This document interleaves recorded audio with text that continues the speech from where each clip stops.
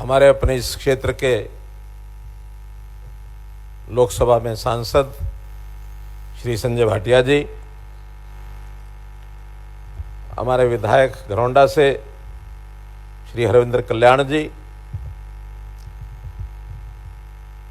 हमारा जो medical education department है उसकी ACS doctor Sumita Mishra ji, director general doctor Saket ji, chairman police housing corporation Shri R C. Mishra ji, हमारी vice chancellor PGI Rohtak doctor Anita Saxena ji, Kalpana Chawla medical college के director doctor Garg ji, Kanpur medical college director doctor Dureja ji, स्वास्थ्य विभाग के सभी हमारे कर्मचारी अधिकारीगण, डॉक्टर लोचब जी भी आए हैं। डॉक्टर लोचब रोहतक से हमारे डायरेक्टर, उपस्थित सभी नगर के हमारे प्रतिष्ठित नागरिकगण, अपने इस मेडिकल कॉलेज के हमारे छात्र छात्राओं, उपस्थित बंधुओं, पत्रकार छायाकार मित्रों, बहुत ही एक सुंदर अवसर मैं आज देख रहा हूं कि हमारा जो मेडिकल एजुकेशन का विभाग है वो निरंतर बहुत तेज गति से आगे बढ़ रहा है। ये बात ठीक है कि हमने 2015 में एक टारगेट अपने सामने रखा था कि हमारे डॉक्टर्स की संख्या हरियाणा में बहुत कम है और इन डॉक्टर्स की संख्या यदि बढ़ानी है तो स्वाभाविक है मेडिकल कॉलेजेस की संख्या बढ़ानी पड़ेगी। कुछ अन्य प्रांतों का अध्ययन किया, बड़ी मात्रा में मेडिकल कॉलेजेस खास करके कर्नाटक में आबादी के हिसाब से, जिलों के हिसाब से सबसे ज़्यादा मेडिकल कॉलेज, चाहे वो सरकारी हो अथवा प्राइवेट हो, ये हमको देखने को मिले। उस बात को ध्यान में रखते हुए कि क्या हम हर जिले में एक मेडिकल कॉलेज नहीं बना सकते, मन ने उत्तर दिया कि हाँ बना सकते हैं। तो हमने घोषणा कर दी कि हरियाणा में आने वाले समय में हर जिले में मेडिकल कॉलेज होगा। और मुझे बताते हुए हर्ष हो रहा है कि आज 12 जिलों में मेडिकल कॉलेजेस काम कर रहे हैं। एक जिले में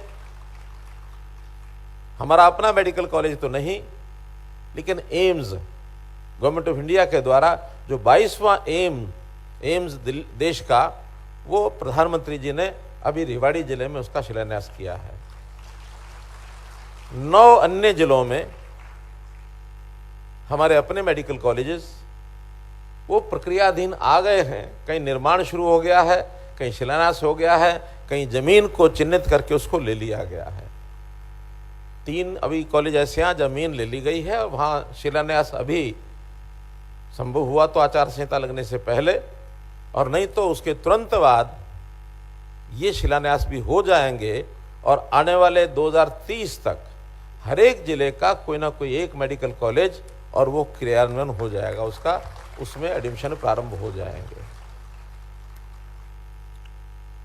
अभी 2014 में जब हमने सत्ता संभाली उस समय 750 MBBS के एडमिशन होते थे, जितने भी मेडिकल कॉलेज शायद 5 या 6 चलते थे, जो आज उसका 3 गुना 2100 सीटों पर अब एडमिशन होता है, 2150 सीटों पर इस वर्ष का जो एडमिशन हो रहा है। और 2030 में जब सभी मेडिकल कॉलेज के एडमिशन हो जाएंगे तो 750 से 5 गुना यानी 3600 के लगभग ऐसी MBBS के स्टूडेंट्स का एडमिशन उस समय होगा। और जो 3600 होगा, हमें हर साल यदि 2000 डॉक्टर पढ़ लिख करके हरियाणा में भी काम करने लग जाए तो हमें आज की आवश्यकता लगभग 28,000 डॉक्टर्स की है। उस समय तक हो सकता है ये आवश्यकता 35,000 40,000 डॉक्टर की भी हो सकती है। ऑन एवरेज अगर एक डॉक्टर 20 से 25 साल भी काम करे तो 2000 डॉक्टर के हिसाब से 40,000 डॉक्टर्स हमारे अपने हरियाणा में जो डॉक्टर बनते हैं, उनसे हरियाणा का गांव-गांव तक की चिकित्सा ये हमारे काबू में होगी। हर गांव-गांव में 6,500 गांव हैं, हर गांव में एक, बड़े गांव में 2, बाकी शहरों में और ज़्यादा, जहाँ बड़े हॉस्पिटल में उससे थोड़ा ज़्यादा, मेडिकल कॉलेज में भी डॉक्टर्स होंगे। तो ऐसे सब डॉक्टर्स के द्वारा हम हर अपने इस ग्रामीण क्षेत्र का है क्या, यानी प्रदेश का हर नागरिक जिस भी प्रकार की सुविधाएं हम स्वास्थ्य विभाग में दे सकते हैं, वो स्वास्थ्य विभाग की सुविधाएं देने के लिए हमारा इंफ्रास्ट्रक्चर तैयार हो जाएगा। अभी संजय जी ने जैसे ध्यान कराया कि देश में आयुष्मान भारत की जो योजना चली, प्रधानमंत्री जी ने चलाई, वो पहले बीपीएल परिवारों की थी। बीपीएल परिवार यानी देश भर के अंदर जिनकी इनकम साल में 1,20,000 रुपए तक सीमित है, महीने की 10,000 रुपए तक सीमित है, उनके लिए वो फ्री 5 लाख रुपए का बीमा, जीवन बीमा योजना बनाई प्रधानमंत्री जी ने। हेल्थ की बीमा, जीवन बीमा नहीं, हेल्थ इंश्योरेंस। तो इस हेल्थ इंश्योरेंस का 5 लाख रुपए तक का कवर उनको दिया गया। हमें विचार आया कि ये संख्या बहुत कम है हरियाणा में, हमने उस सीमा को बढ़ा करके तुरंत 1,80,000 कर दिया। जो 15 लाख परिवारों तक का कवर केंद्रीय योजना से था, हमारा वो बढ़ करके 29 लाख परिवार तक हो गया। बाद में विचार आया कि इसको और बढ़ाया जाए, तो पिछले वर्ष हमने उसको 3 लाख रुपए की इनकम तक एक मामूली 1,500 रुपए का प्रीमियम लेकर के साल का उसको बढ़ाया, तो उसमें 7 लाख परिवार और जुड़ गए, वो 36 लाख परिवार हो गए।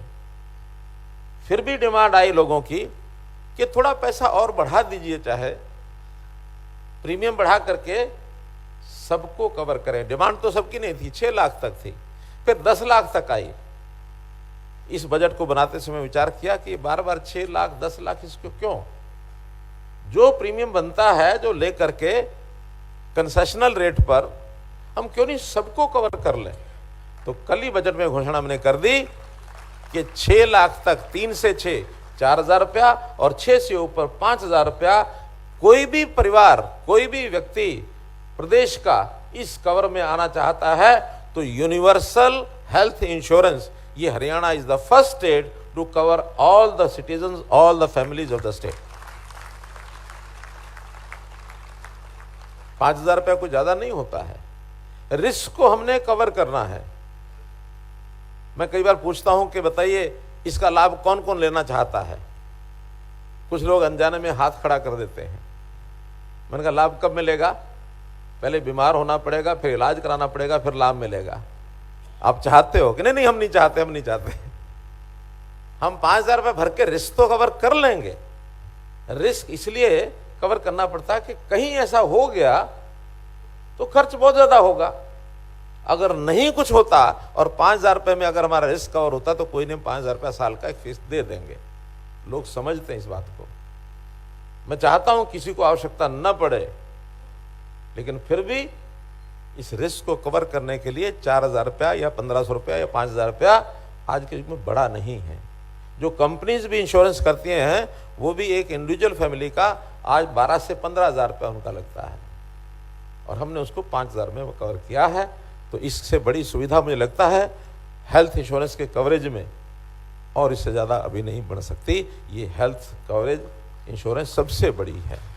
तो मित्रों, जैसा आज बताया गया कि 2 जगह पर तो हमने, क्योंकि ये भी घोषणा की थी कि हर जिला केंद्र पर जो बड़े हॉस्पिटल हैं या मेडिकल कॉलेजेस हैं, प्राइवेट वार्ड ये ज़रूर होने चाहिए। बहुत कम हैं, कहीं 2-4 जगह 5 कमरे 4 कमरे हैं, लेकिन बड़ी संख्या में प्राइवेट वार्ड की भी आज आवश्यकता लोगों को रहती है। लोगों के पास साधन हैं, पैसा है, खर्च करना चाहते हैं, लेकिन प्राइवेट वार्ड के नाते से सब प्राइवेट हॉस्पिटल में जाके इलाज कराते हैं। सरकारी में प्राइवेट वार्ड होना चाहिए। तो ऐसे 2 जगह प्राइवेट वार्ड, एक रोहतक पीजीआई में और दूसरा कल्पना चावला नहीं कुटेल में। कुटेल की जो अपनी यूनिवर्सिटी बन रही है, पंडित दीनदयाल उपाध्याय आयुर्विज्ञान जो विश्वविद्यालय है, वहाँ भी एक प्राइवेट वार्ड। तो ऐसे 2 जगह के प्राइवेट वार्ड का शिलान्यास किया गया है। और ऐसे ही कल्पना चावला ये जो अपना मेडिकल कॉलेज है, इसका सेकंड फेज, इसका आज शिलान्यास हुआ है ताकि और इसका विस्तार हो सके। और इसी प्रकार खानपुर मेडिकल कॉलेज का फेज 3, उसका भी आज शिलान्यास किया है। और सफीदों में नर्सिंग कॉलेज सफीदों का भी कुछ वर्ष पहले उसकी घोषणा की थी, आज उसका भी शिलान्यास किया है। तो ऐसे 5 बड़े प्रोजेक्ट हेल्थ केयर को लेकर के, मेडिकल एजुकेशन को लेकर के, जिसकी कुल कीमत 821 करोड़ रुपया है, इसका शिलान्यास किया गया है। इसके लिए आपको बहुत बहुत बधाई, बहुत बहुत शुभकामनाएं। इस क्षेत्र के अंदर समय समय पर बड़ी बड़ी योजनाएं एक साथ हमने पहले भी की हैं। अभी यमुनानगर में मई 2023 में 46 संस्थान, उनका उद्घाटन एक साथ किया था। उसका भी 229 करोड़ रुपए की लागत आई थी। एक साथ बहुत सी व्यवस्थाएं वहां दी गई थी। इस बार हमने बजट भी, कल ही जो बजट की घोषणा की है, स्वास्थ्य के नाते से 24% की बढ़ोतरी करके, और ये 9,500 करोड़ रुपए का बजट पहली बार इस बार किया है, ताकि हमारे इलाज के नाते से इन व्यवस्थाओं में, चाहे मेडिकल एजुकेशन हो, चाहे हेल्थ हो, इसमें किसी प्रकार की कमी न रहे, इसके ऊपर हम लगातार काम कर रहे हैं। हरियाणा में एक योजना और हमने शुरू की, निरोगी योजना। आयुष्मान तो है, जब बीमार हो जाए इलाज के लिए व्यक्ति संस्थान में, हॉस्पिटल में जाता है, इलाज होता है, उसका खर्च उसको नहीं करना पड़ता 5 लाख रुपए तक। लेकिन निरोगी योजना यह है कि एक ठीक ठाक आदमी, स्वस्थ आदमी अपना काम सामान्य कर रहा है, उसके कुछ टेस्ट कर लिए जाए, और टेस्ट करने के बाद पता तो लगे कि कहीं इसको कोई प्रारंभिक बीमारी हो तो नहीं गई। कई बार व्यक्ति लापरवाही या उसको जानकारी नहीं होती, इसलिए चलता रहता है। और जब जो बीमारी होती है किसी एक फेज में, ऐसे फेज में पहुंच जाती है, जब शरीर को कष्ट होना शुरू होता है, तब व्यक्ति जाकर के इलाज कराता है। तो हमने ये भी अब शुरू किया कि इस 2 वर्ष के अंदर प्रदेश के हर नागरिक का, पहले गरीब नागरिक, उसके बाद सामान्य नागरिक की, सब उनका ये टेस्ट ये करवाया जाएगा। अभी तक कुल मिलाकर 2,26,00,000 लैब टेस्ट, व्यक्तियों की कितनी संख्या है ये तो इसमें मेरे पास नहीं है, लेकिन इतने टेस्ट हमारे लैब्स ने, सरकारी हो चाहे प्राइवेट हो, वो किए जा चुके हैं। और उसका एक डाटा ये भी हम प्रिजर्व करते हैं कि उस डाटा के आधार पर उसका इलाज भी आगे कोई डॉक्टर करना चाहे तो कर सके। उसका एक डाटा बैंक, एक कार्ड इस रास्ते से बनाया जाता है। मैं बड़ा हैरान हुआ कि 17,000 बच्चे ऐसे निकले हैं 0 से 6 साल के, जिनको कोई ना कोई छोटी मोटी कमी ये ध्यान में आई है। उन सब 17,000 की जो प्रारंभिक उनकी आवश्यकता है उसके इलाज की, उसके शरीर के नाते से कोई कमी, उसको दूर करने के लिए उनको एडवाइस कर दिया गया है। तो बच्चे भी अगर प्रारंभिक स्टेज में अगर नहीं ध्यान करेंगे तो आगे चल करके उनका जो ग्रोथ है वो रुक जाएगा, कद छोटा रह जाएगा, वजन कम हो जाएगा, किसी बीमारी से ग्रसित होकर के कोई उसकी पीड़ा बाद में होगी। तो इसलिए nip the evil in the bud, अगर ये हम सिद्धांत अपनाएंगे तो स्वस्थ रहने के लिए हम आगे बढ़ेंगे। हमने बीमारी का इलाज, हमारी जो एलोपैथी साइंस है बहुत तरक्की कर गई, बहुत आगे तक बढ़ गई है, चाहे मेडिसिन हो चाहे सर्जरी हो। लेकिन बंधुओं, एक विधि अपने देश की प्राचीन विधि, वो है आयुर्वेद। आयुर्वेद में भी हमने बहुत प्रगति की है। आयुर्वेदिक का मूल मंत्र होता है कि उसको निषेधात्मक चीजों का ज्ञान होना चाहिए व्यक्ति को, ये चीज करनी है, ये नहीं करनी है। व्यक्ति स्वस्थ कैसे बना रहे, वो स्वस्थ कैसे रहे, बीमार न पड़े, इसके लिए आयुर्वेद विधि को भी, देश की प्राचीन विधि है, इसको में आगे बढ़ा रहे हैं।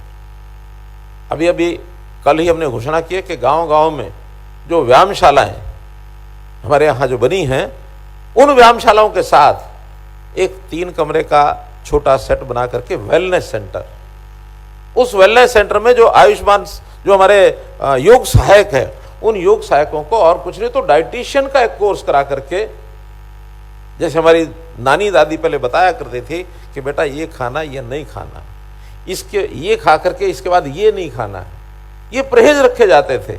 आज हम सब परहेज भूल गए हैं। आज तो सायंकाल दही भी खाएंगे, उसके बाद फिर दूध भी पी लेंगे। अब ये दाल कौन सी खानी है, उसके बाद दूध कौन सा पीना, पानी कम पीना का ज़्यादा पीना, खाने से पहले पीना के बीच में पीना के बाद में पीना, इनका चीज़ों का शरीर पर असर होता है। आपने गर्मी में क्या खाना है, सर्दी में क्या खाना है, वर्षा में क्या खाना है। पुराने समय में वर्षा में तली हुई चीजें खाई जाती थी, गुलगुले बनाते थे, पकोड़े बनाते थे, पूड़े बनाते थे। क्यों? क्योंकि वर्षा के दिनों में फफूंद लगता है खाने में। अगर तल के चीज खाएंगे तो फफूंद नहीं लगेगा। बरसात के दिनों में पेचिस बहुत ज्यादा क्यों होता लोगों को? अब मैं कोई डॉक्टर नहीं हूं, लेकिन मैं तो वही पुरानी सुनी सुनाई बातें बता रहा हूं। वो उस समय की परंपराएं बन गई थी। ये नवरात्रे शुरू हुए अप्रैल में, इसलिए शुरू हुए कि नया अनाज जो गेहूं आता है, उस नए अनाज को ठीक से पहले धोना, सुखाना, फिर उसको, क्योंकि नया अनाज का जो खाना होता है वो एकदम पेट को सूटेबल नहीं होता है। शरीर हमारा ठीक रहे, 9 दिन का व्रत ये रखने का अभ्यास उस समय था। ये सारी आयुर्वेद पद्धतियां, जड़ी बूटियां, उसका उपयोग, हल्दी का उपयोग क्या करना है, काली मिर्च का उपयोग क्या करना है, काले नमक का उपयोग क्या करना है, अब ये विधि भूल गए हैं सर। तो ऐसे डाइटिशियंस को इस प्रकार की सारी चीजों का बता करके, और वो गांव गांव में योग भी कराएं। सुबह 3 घंटे 4 घंटे योग करा सकते, बाद में 3 घंटे 4 घंटे वहां बैठ करके गांव के लोगों को जो पूछने के लिए आएगा सामान्यतः उनको बताना, इकट्ठे करना, उनको समझाना कि खाने पीने में ये चीज का उपयोग करो, ये नहीं करो। आज हमारा खाना पीना दूषित, कुछ तो अनाज दूषित, कुछ खाने पीने का प्रकार वो बेढंगा, और फिर कुछ जगह आते जो लग गई उल्टा सीधा पीना, उल्टा सीधा खाना। आप समझ गए होंगे, उससे शरीर बिगड़ते हैं, मन बुद्धि मस्तिष्क सब बिगड़ता है। तो इन चीजों का भी ध्यान रखने के लिए हमको इसी विज्ञान के माध्यम से प्रयत्न करना पड़ेगा, लोगों को बताना पड़ेगा, लोग स्वस्थ रहें। एक ने मुझे कहा कि आपका बजट बहुत बढ़ जाएगा, इस आयुर्वेद को आप आगे बढ़ाएंगे, आप वेलनेस सेंटर खोलेंगे, आप आयुष्मान के ये आप आयुर्वेद के तरीके से चलेंगे, योग के तरीके से, बजट तो बहुत बढ़ जाएगा। मैंने कहा हाँ बढ़ेगा, लेकिन मेरा बजट कम भी हो जाएगा। कम कहाँ होगा? लोग यदि बीमार नहीं होंगे तो मुझे अस्पताल में, मुझे मेडिकल साइड में उधर खर्च कम करना पड़ेगा। अगर ये स्वस्थ रहते हैं तो व्यक्ति के जीवन के जो कई साल खराब हो जाता है बीमारी कारण से, उसका शरीर जब अस्वस्थ होता है, उसके कितने दिन साल में बचेंगे कि स्वस्थ रह करके काम अच्छा करेगा। तो सामाजिक लाभ जिसकी बात हो रही है, सामाजिक लाभ इस प्रकार से भी गिनना पड़ता है, हर चीज पैसे से नहीं ली जाती। तो हम लोग इस व्यवस्था को ठीक करने के लिए आगे बढ़ रहे हैं, चाहे वो जो विषय है प्रिवेंटिव हो या क्योरेबल हो, इन सब चीज़ों को लेकर के हमारी ये जो विधि है, चाहे वो आयुर्वेद है, चाहे एलोपैथी है, चाहे उसके अंदर मेडिकल एजुकेशन है या हेल्थ सेक्टर है, इन सब पर पूरा बराबर ध्यान रखा हुआ है। यानी छोटे बच्चे से लेकर के और वृद्ध आयु तक के व्यक्ति का स्वास्थ्य कैसे अच्छा रहे, इन सब चीज़ों पर बहुत बारीकी से सोचकर हम आगे बढ़ रहे हैं। उसी कड़ी में आज के जो 5 प्रोजेक्ट जिसका यहाँ शिलान्यास किया गया है, ये उसको और आगे बढ़ाएगा। इस अवसर पर हमारे खास करके जो मेडिकल स्टूडेंट्स हैं यहाँ, उन सबको बहुत बहुत बधाई, बहुत बहुत शुभकामनाएं। एक बात जो और मेरी टिप्पणी में उसको अच्छे ढंग से कहना चाहूँगा कि हमने पानीपत में जब बेटी बचाओ बेटी पढ़ाओ ये अभियान चलाया था, तो वर्ष उसमें भले ही 2016 आज 7 वर्ष हो गए हैं, लेकिन 7 वर्ष के बाद आज उसके परिणाम को जो देखने को मिल रहे हैं, बहुत से ऐसे कोर्सेज पढ़ाई के अंदर जिनके अंदर आज मैं देखता हूं कि गर्ल्स हैव आउटनंबर्ड बॉयज। यानी आज 50% से भी ज़्यादा आज लड़कियां बच्चियां ही उस पढ़ाई में बढ़ गई हैं। और मुझे लगता है कि रोहतक मेडिकल कॉलेज उसका एक उदाहरण है। वहाँ जो मेडिकल स्टूडेंट्स हैं, लड़कियां 55% हो गई है, 55%। तो वही आज दृश्य मैं यहाँ देख रहा हूँ। अब या तो जो मेरी बात है वही यहाँ लागू है, या फिर केवल उपस्थिति लड़कियों की ज़्यादा दिख रही है, लड़कों की कम दिख रही है। जो भी हो, आपको बहुत बहुत बधाई, बहुत बहुत शुभकामनाएं।